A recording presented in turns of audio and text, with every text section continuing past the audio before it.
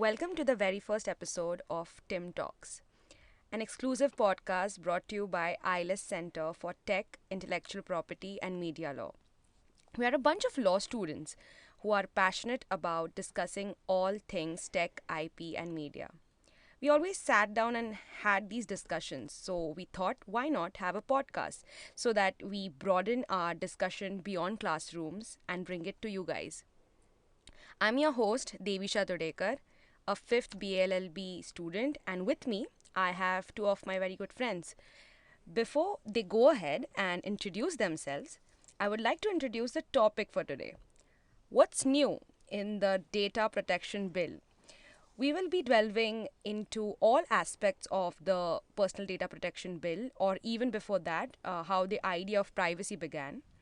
I'm very excited to have this conversation with these guys. And yeah, now you can go ahead and introduce yourself. Okay, hi, I'm Ojas. I'm a third year at ILS Law College. I have interest in, say, constitutional law, tech law, and IP law, which is I am part of the cell. But yeah, beyond that, I think I'll pass on to Amol. Yeah, hello guys. I'm Amol and I'm in the fourth year of ILS Law College. I'm interested in tech IP, media laws, and NFT, cryptocurrency, basically everything that there is in technology. And so, yeah, I am very hopeful for this podcast and let's see what happens. All right. So, firstly, before we even go into the personal data protection bill, I just wanted to ask you guys, why do we actually need a data protection law in the first place?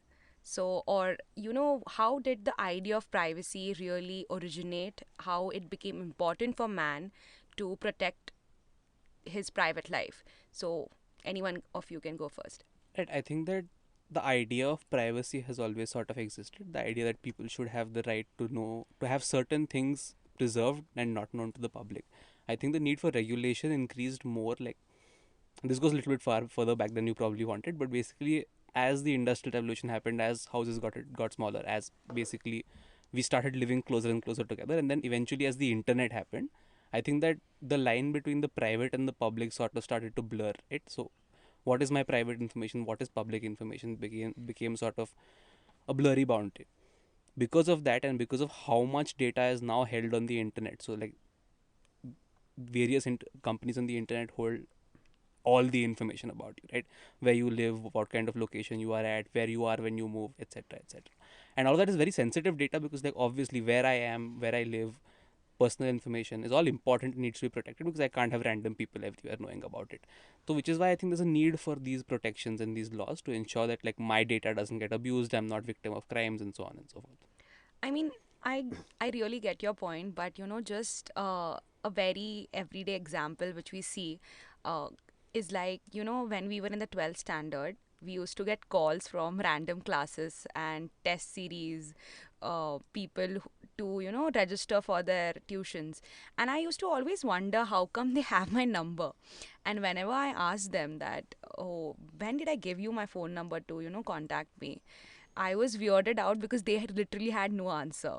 So maybe that's one of the very everyday examples you see. Yeah, I mean, that's definitely like a violation of your privacy for sure. Correct. Amol? Yeah, so exactly. So you don't, when you enter data somewhere on maybe say a coaching site or, an examination website where you get sample papers or something like that, you don't exactly consent to them sharing your phone numbers or your personal data or your sensitive data, but that's what they do. So I have literally seen charts being made of data of students and being sold to larger institutes or companies, and then people gaining profits from them. So this is how the business is, sadly. But yeah, it is a right, it is a violation to your privacy, and of course there has to be some means to address it. Right. So, according to you guys, when did we actually started taking privacy seriously? I mean, was there a law? Which jurisdiction started all of this mega concept of privacy laws? Yeah. So I think that like the idea of privacy and like because of privacy laws coming about as a result of like the growth of the internet and stuff, naturally privacy laws first like popped up in Europe and America, right? which is why you get the GDPR, which is why you get the American regulations and stuff like that. I think after that we finally come. India was very late to the game. India ne it's 2016, 2017, 2018 is when like national discussions on privacy actually began, which then ended in the Puttaswamy the Aadhaar case, Mhm. where they ruled that privacy is important as a right, and they set up a committee for that. After which this bill we're going to talk about today was brought up. So yeah, the GDPR was a lot like almost finished development. So GDPR had a lot of regulations when India started with privacy laws in 2017. So the first judgment, that is the Puttaswamy judgment that came in 2017, EU and the US almost had very good data privacy laws almost already in existence. And when the JSKC that I told earlier, they submitted the report to the Ministry of Electronics and Information Technology about the PDP bill in 2018. That's when the journey of the bill started. And then in December 2019, the government made changes to the PDP bill 2018. They introduced the redrafted PDP bill in the Lok Sabha. And then the committee was referred to the joint committee of the parliament. So, to sum it up, like from both of you, what I understand is it began somewhere as a law in the European or the American jurisdictions. In Europe, it was called the GDPR, which is the General Data Protection Law, right? And in India, as Ojas and you said, that it began with the Puttaswamy judgment and materialized into somewhat of a legislation, not a legislation yet, but as a bill somewhere around 2018, correct? Yeah. Yep. So, why do you think that we need the PDP bill, and why are the current laws inadequate when it comes to data protection? So, I'm sure that there was something which was related to data protection in India before the PDP bill. I mean, PDP bill is still not a law, so of course there are the matters regarding privacy are dealt with even today. So, are there any laws which deal with privacy? If there are, how they are inadequate? Right. So I think that the first problem is that we don't really have a data protection regime, right? What you call a regime is like a set infrastructure. Currently, India's data protection, data regulation, cyber regulations, all of this happens over a bunch of different acts. So you have some provisions in the IT Act, you have some criminal provisions in the IPC with regard to private information of individuals, which is used for nefarious purposes. You have some stuff in the Telegraph Act, you have some stuff in the Post Act, stuff like that, right? So it's very widely distributed. And very often these acts were written before the internet as it is today took form, with the exception of the IT Act. But the IT Act is fairly sparse with regard to what it actually talks about personal data in particular. So the problem is that there's no framework within which the government is to make policy and within which the government can actually enforce privacy. Which A causes confusion because the government is perhaps not clear on what to do, but also has issues with regard to the government not really being restricted in how it exercises power, which is why I think there's a need for a PDP bill. Because if there is no regulation, if there is no framework within which the government is to act, then there is no real clear way to decide if something is done correctly or wrongly, or real way to decide if privacy is being respected or not. Which is why I think there's a need for a framework, and this framework is what the PDP bill sought to create. Yeah. So certain legislations like there exist like the SPDI rules, and I'm sure while I'm talking about the SPDI rules, a lot of people are even aware that they exist. And so that is what happens. SPDI rules do talk about consent regarding individuals and privacy. And there are also certain other legislation such as the IT Act, the Consumer Protection Act also talks about data privacy in some matters, and the TRIS Act, the Telecom Regulatory Authority of India, has some rules there. So basically, that's what it is. It is divided into multiple acts and multiple legislations, but none of them, sum it up or exactly lay down rules for data privacy. So yeah, that there was a bill needed that needed to talk about everything at one place, and that needed to talk about the important things that there are regarding privacy. All the other legislations have stuff that is very distributed. They don't have it at a single place. So that is what the PDP bill aims to do. Fails or it doesn't, we'll talk about that later, of course. Correct. But yeah.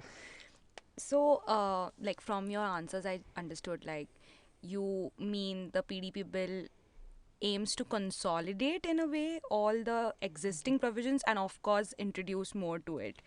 and this happened in 2019 for the first time when we got a bill, right? Yep. So, and then the journey of the bill was such that in 2019 it was introduced, and then it introduced it in the Lok Sabha, a draft, which was then referred to a joint committee of the parliament. And in December 2021, the Joint Parliamentary Committee, which is the JPC, submitted a report making 81 recommendations to the PDP bill, and proposes the Data Protection Bill of 2021. So, one, like, it's the new birth of a PDP bill. And after that, in 2022, we see that the government withdrew the existing PDP bill, citing that there were extensive changes suggested by the JPC. And last week, literally last week, it has now, put out a new bill for public consultation. So if you could just tell me how the original bill, which was, tabled in 2019, looked, what were the differences between that bill and the next bill, and now the fresh bill which was released on 18 November.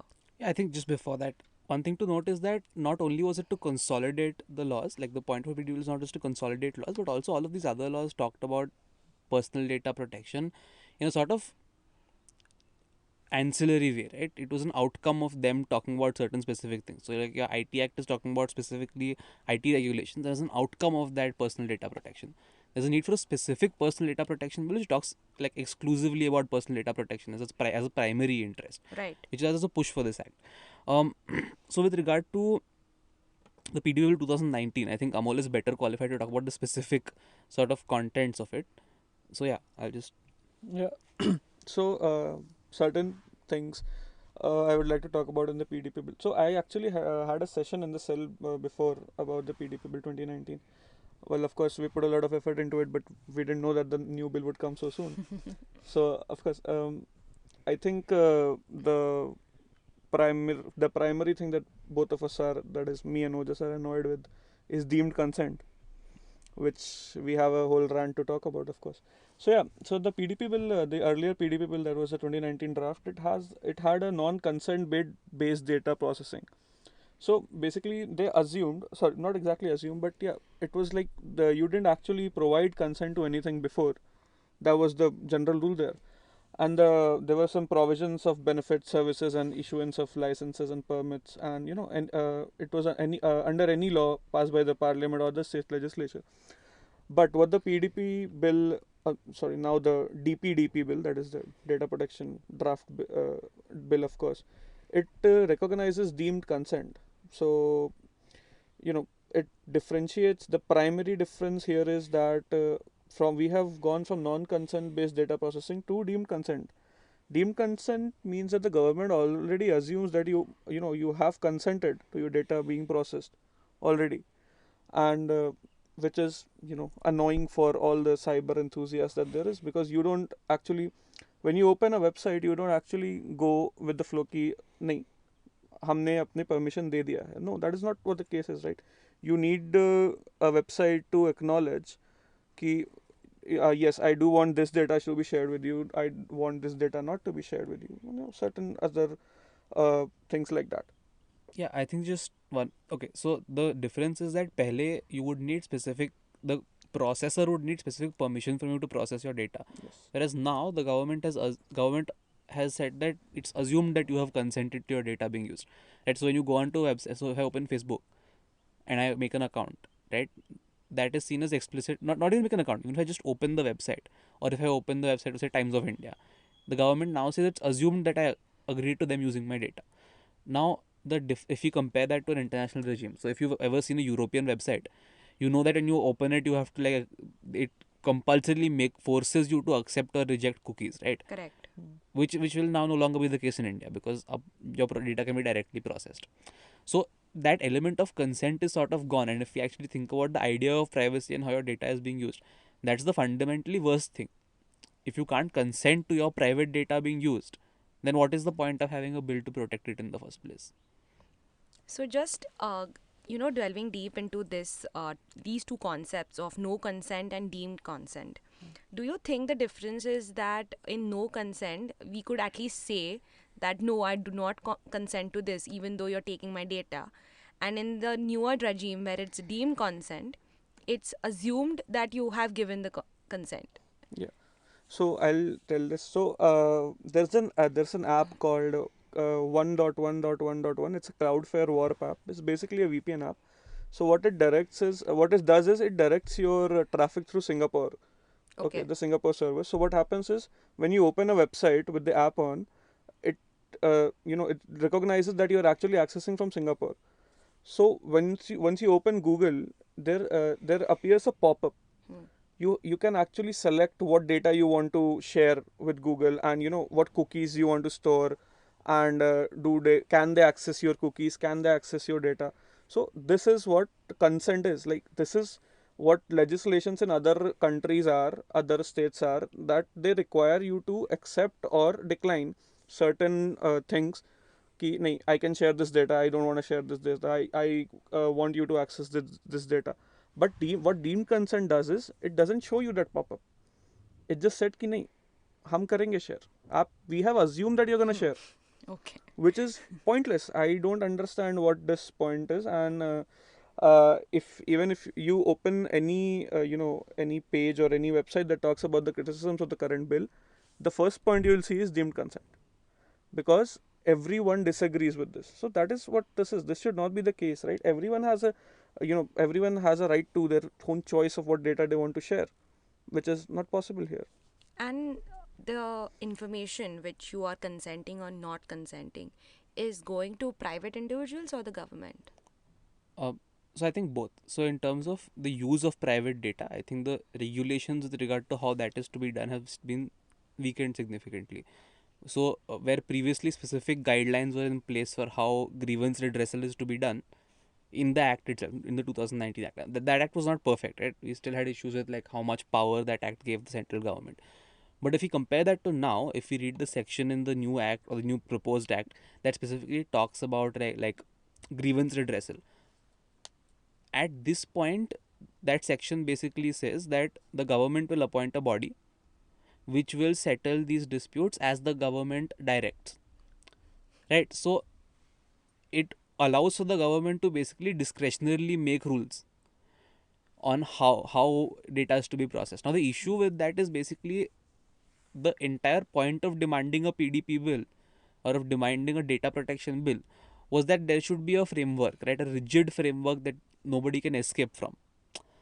Now, if the government can just make rules, and it's not just any specific government, just having that possibility of making rules on how data is to be processed, and having those rules be changed whenever, because it's at as may be prescribed. And that's, I think, the Internet Freedom Foundation talks about this. They, in their post, they talk about how your data protected as may be prescribed, because that term is used so extensively in the new act that it basically defangs the act. The act does not provide any real protection. So I'll tell you what the legislation actually says. So so suppose a data principal provides a restaurant with their name and mobile for reservation. So in this case, the data principal here is the person who consents to the data being. So you and I are the data principal, and the companies are and the websites, they're the data fiduciaries. Correct. Okay.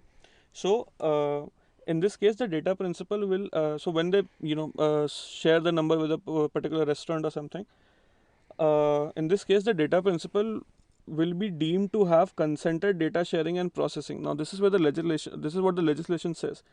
For the performance of functions of the state under any law, including a provision by the state or any instrumentality of the state, or any service or benefit of the data principal, issuance of any certificate, license, or permit for any action or activity of the data principal.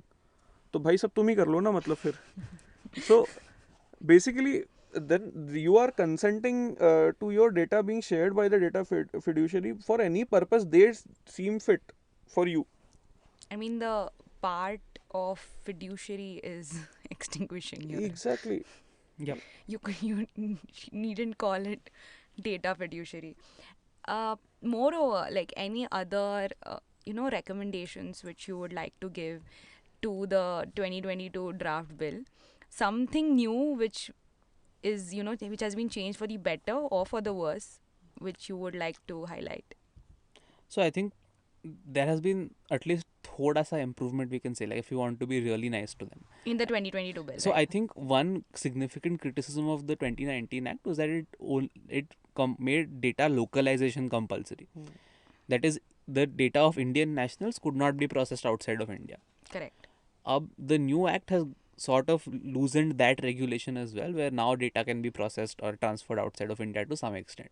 But at the same time, it has also gotten rid of data protection for non-nationals.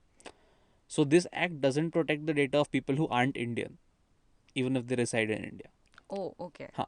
I think another thing is that the previous act talked about data portability and the right of data principals to access their data. Basically, data portability matlab kya? I should have the right to know what data is being held by a fiduciary regarding me and erase that if required. Now this new act does away with that, as far as my Yeah, reading goes. So like, I mean, if you really want to look for improvement, there is some improvement, but significantly it has gotten, at least in my opinion, worse. Because if you look at the the central criticism I and many other people had about the previous act was, like I mentioned earlier, like this idea of the central government having too much power, Mhm. right? The central government being able to process your data however, whenever, for whatever reason. Now that we have stepped back from there, where now there is so much discretion given to the central government that they can just do whatever they want with your data and whenever they want it, which sort of again defeats the point of having an act, right? Correct. If the government is going to be prescribing rules and doing whatever it wants anyways, then perhaps there should not have been an act. Like, rules though we were making anyways, right? Rules the government is empowered to make whenever it wants. So, are there any situations which you could think of which might, turn things sour if the data which the government has is misused? um It could be completely imaginary. It's fine. Actually, I don't need to imagine a situation. So if we look at the Puttasamy case, right, Right. and why it was filed, with regard to Aadhaar, there was significant issues with the protection of that data. So even today, if you go on the internet and look for long enough, you will find these massive Excel sheets with thousands of people's Aadhaar numbers, names, addresses, and so on, right? Because that data was not adequately protected by the government. Given this, and there was issues then after that with the COVID app, with the like pa- pandemic response and stuff like that, where data was not protected. There's issues with so the government has come up with this concept of the national health ID, right, where they're trying to create this unified system where everyone's medical records can be tracked.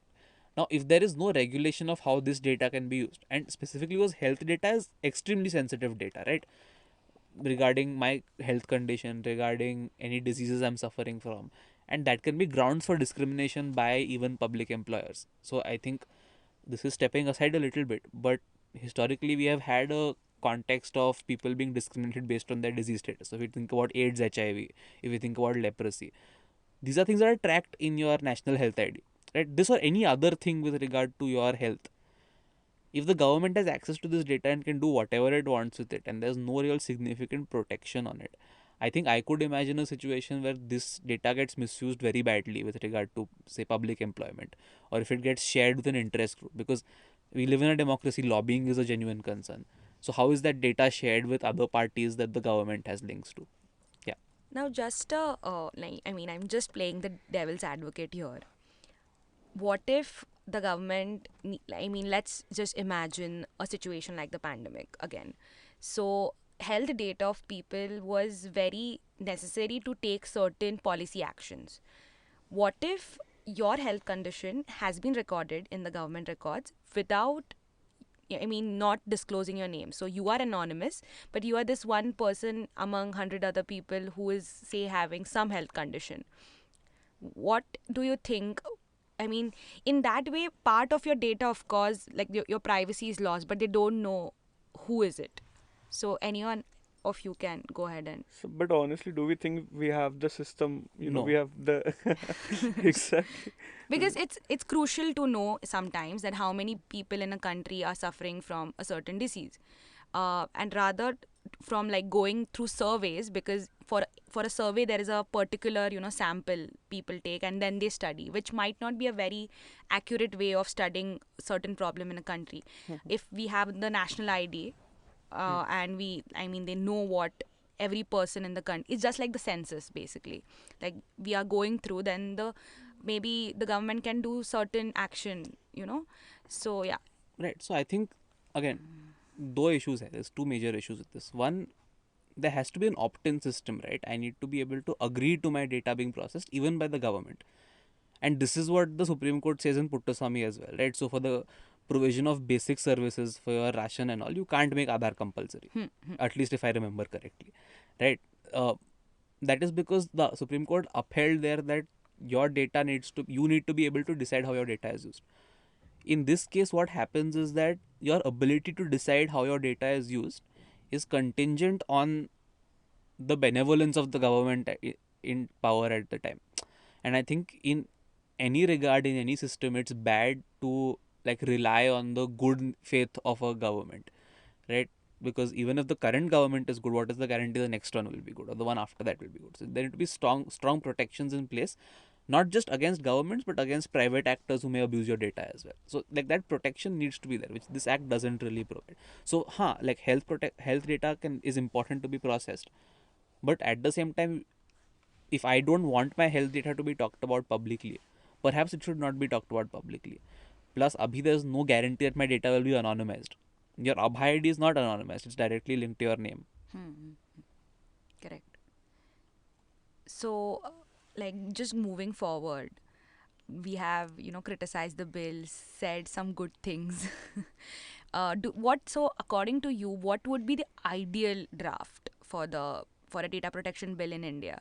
Like any legislation which you look up to, which should be incorporated in the data protection bill? There's always the GDPR that should definitely be incorporated into the current bill, and that's probably the best piece of legislation that I've seen. The earlier bill, it took quite a few provisions from the GDPR. I'll just mention some of those.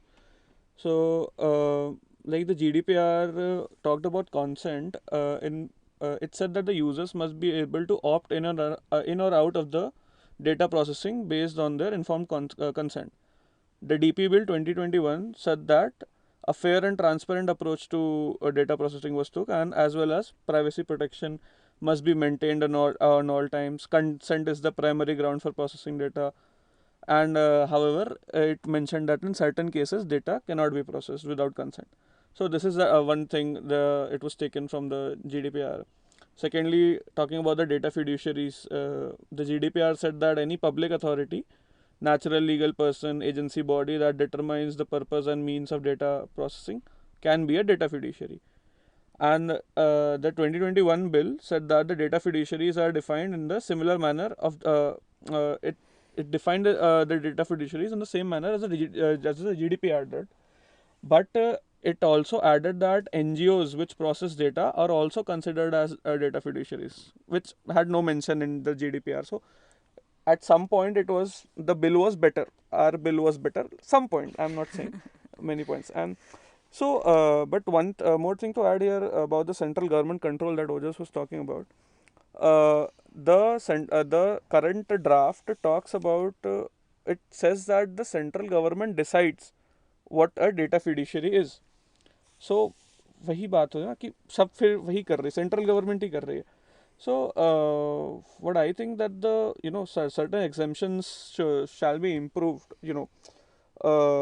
shall be restricted for the central government, of course. So the previous versions of the bill laid out that the government can exempt any of its entities from certain and all provisions of the bill on grounds of national security, public order, etc. And the new bill does away with the provision that required the government to have a just, reasonable, and proportionate procedure. So, what is the whole point of due process and stuff like that if you don't even incorporate it in the bill? So, the current draft says that the government basically does not mention the just, reasonable, and proportionate procedure, and it says that it retains the personal data for an unlimited period, and an automatic exemption for the processing of personal data in case of prevention and investigation of a crime, which is also done without the need of the government to issue any notification at all. So the government is basically doing whatever it wants to in the name of national security or in case a crime has been committed, which is not what the process should be. And if we go on to the, if we go into some research, some surveillance states that there are, by definition, this process might match with the, with the current draft of the DP bill, which should never be the case in a democracy. So, why these exemptions shall be restricted to a certain level, and the provision that talks about the just, the reasonable, and proportionate process shall be brought back to prevent misuse of the government's power and also increase accountability for that. So I hope all these recommendations are taken care of. We have the recommendation period open, right? Yeah, For yeah. the new bill. So I hope all of us, three of us, and all the listeners will write their recommendations to the government, and hopefully we have a newer and a better data protection bill. What do you think? It will come soon? We can hope. उम्मीद पे दुनिया कायम है. Yes. DP bill नहीं कायम है तो. हाँ. So we can hope. Yes, I don't think it will come though. Like the trend is downwards, not upwards. Yeah. Well, And- let's hope for the better, I guess. And I don't understand what kind of it might be not the right thing to say, but still, what kind of people are actually drafting the bill who do not understand what anonymity is and what actually data privacy is and freedom and independence. Matlab, where are we living? So I might start with another rant actually about the independence of the data protection board and the power. So basically I'll just talk about it chota sa hi. So what happens, the government establishes a data protection authority when we're talking about the PDP bill. So there is no statutory provision that talks about the appointment of the chairperson, the judges, or the members of the DP board. So in case of the absence of any statutory provision, क्या होगा? फिर वापस से the central government will appoint the chairperson, the members, as well as the judges. So direct एक तरह से regulatory body is the government only.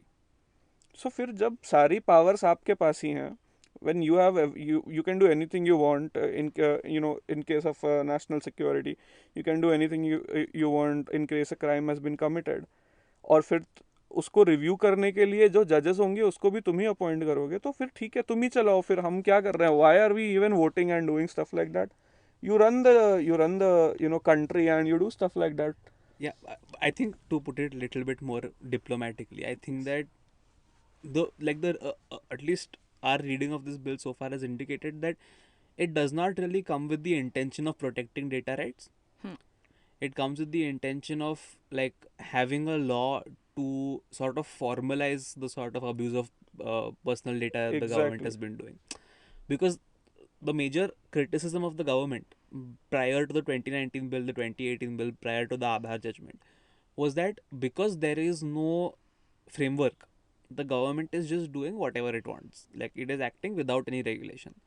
So they were like, we will create regulation to do whatever we want. Yes. So Right. now So we it's a have a formalized regulation. process now. Yes. Yeah, it's a कि form. अभी हम abuse करेंगे, but हमारे पास legislation है तो हम abuse करेंगे, हमें पावर मिल रही है.